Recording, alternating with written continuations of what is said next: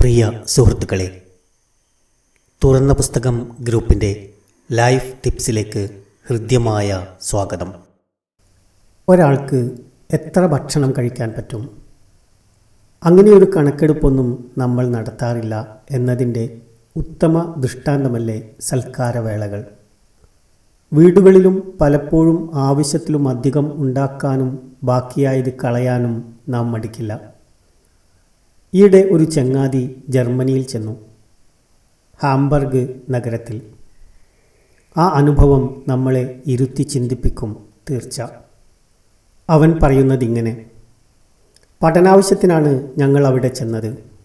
അവിടുത്തുകാരനായ സ്നേഹിതൻ ഞങ്ങളോടുള്ള ബഹുമാനാർത്ഥം പാർട്ടി ഏർപ്പാടാക്കി. റെസ്റ്റോറൻറ്റിൽ ചെന്നപ്പോൾ വലിയ തിരക്കില്ല.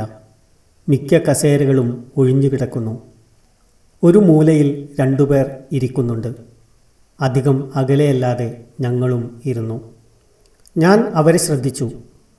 മുന്നിൽ അധികം വിഭവങ്ങളൊന്നും വിളമ്പി വെച്ചിട്ടില്ല. 1-2 ഇനങ്ങൾ മാത്രം. കുറച്ചു മാറി പ്രായമായ സ്ത്രീകളാണിരിക്കുന്നത്. അവർ ഭക്ഷിക്കുന്നത് ശ്രദ്ധിച്ചു. പ്ലേറ്റിൽ ഉള്ളത് മുഴുവൻ കഴിക്കുന്നുണ്ട്. ഒന്നും ബാക്കിയാക്കുന്നില്ല. വെയിറ്റർ വിളമ്പാനെത്തുമ്പോൾ തങ്ങൾക്ക് ആവശ്യമുള്ളതിലധികം പ്ലേറ്റിലിടാതിരിക്കാൻ അവർ എല്ലാവരും ശ്രദ്ധിക്കുന്നുണ്ട്. ഞങ്ങൾ ചെന്നപാടെ കുറച്ചധികം വിഭവങ്ങൾ ഓർഡർ ചെയ്തു. നല്ല വിശപ്പ് തോന്നിയിരുന്നു എല്ലാവർക്കും. വൈകാതെ ഭക്ഷണമെത്തി. കഴിച്ചു തുടങ്ങിയപ്പോൾ ഉദ്ദേശിച്ച പോലെ തിന്നാനാവുന്നില്ല. പലതിൻ്റെയും പേരിൽ ആകൃഷ്ടരായി ഓർഡർ കൊടുത്തതാണ്. ഉദ്ദേശിച്ച രസമില്ല. ഒരുവിധം കഴിച്ചെന്നു വരുത്തി എഴുന്നേറ്റു. വാങ്ങിയതിൻ്റെ 1/3 മേശമേൽ തന്നെയുണ്ട്. വാതിൽക്കലെത്തിയപ്പോൾ പിൻവിളി. തിരിഞ്ഞു നോക്കിയപ്പോൾ ആ പ്രായമായ സ്ത്രീകൾ റെസ്റ്റോറൻറ്റ് ഉടമയുമായി എന്തോ സംസാരിക്കുകയാണ്. ഞങ്ങൾ അവരുടെ അടുത്തേക്ക് ചെന്നു. ഉടമ ഇംഗ്ലീഷിൽ കാര്യങ്ങൾ വിശദീകരിച്ചു തന്നു. ആവശ്യത്തിലധികം ഭക്ഷണം വാങ്ങി കഴിക്കാതെ എച്ചിലാക്കിയതിൽ അവർ പരാതിപ്പെട്ടതാണ്. രുചി പറ്റാത്തതുകൊണ്ടാണ് കഴിക്കാതിരുന്നത് എന്ന് പറഞ്ഞു നോക്കി. ആ സ്ത്രീകൾ വലിയ ക്ഷോഭത്തിലാണ് എന്ന് മനസ്സിലായി.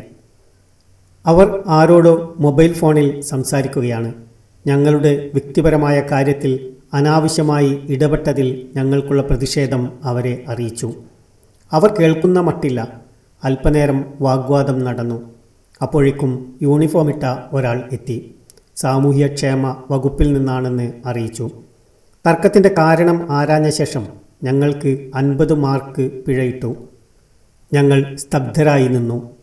ഞങ്ങളുടെ ആതിഥേയൻ മറുത്തൊന്നും പറയാതെ പിഴയൊടുക്കി. ഉദ്യോഗസ്ഥനോടും പ്രായമായ സ്ത്രീകളോടും പലവട്ടം ക്ഷമായാചനം നടത്തി. അയാൾ പറഞ്ഞു, നിങ്ങൾക്ക് കഴിക്കാൻ കഴിയുന്നത് മാത്രം ആവശ്യപ്പെടുക. പണം നിങ്ങളുടേത് തന്നെയാണ്. സമ്മതിച്ചു. പക്ഷേ വിഭവങ്ങൾ ഈ സമൂഹത്തിൻ്റേതാണ്. അത് വെറുതെ കളയാൻ കഴിയില്ല. ഈ ലോകത്തിൽ എത്രയോ പേർ ഒരു നേരത്തെ ആഹാരം കഴിക്കാനില്ലാതെ വലയുമ്പോൾ നിങ്ങൾ ഈ ചെയ്യുന്നത് ക്രൂരതയാണ്. ആ വാക്കുകൾ ഞങ്ങളെ ആഴത്തിൽ ചിന്തിപ്പിച്ചു. ഭക്ഷണം പാഴാക്കിക്കളയുന്ന ദുശീലത്തിൽ നിന്നും ഞങ്ങൾക്ക് മോചനം കിട്ടി. പ്രിയമുള്ളവരെ, ഇനി നമ്മുടെ ഊഴമാണ്. നമ്മൾ ഭക്ഷണം പാഴാക്കിക്കളയാതിരിക്കാൻ എത്രമാത്രം ശ്രദ്ധിക്കുന്നുണ്ട്? എല്ലാവർക്കും നന്മകൾ നേർന്നുകൊണ്ട് നന്ദി.